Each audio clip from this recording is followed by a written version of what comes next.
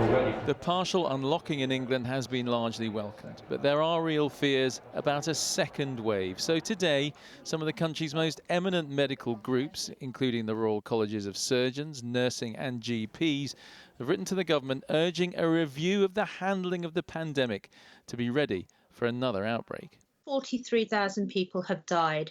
And if I had a patient death where I work, I wouldn't look at this on my own. I would call in all the people involved in that significant event, which is the loss of a life, and ask, did we do everything that we could do as well as we could do it?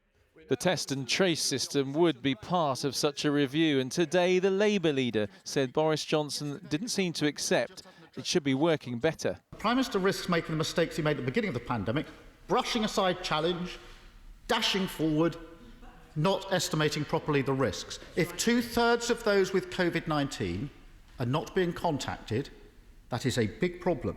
What NHS Test and Trace is doing is contacting the vast majority of those who test positive and their own contacts and getting them to self-isolate.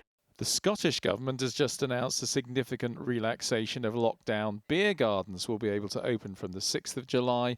Pubs, restaurants and hairdressers can follow suit on the 15th.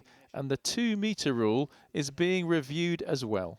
Unless and until we have confidence that the risk of moving away from it in certain circumstances can be mitigated, businesses and individuals must continue to comply with the 2 metres physical distance rule.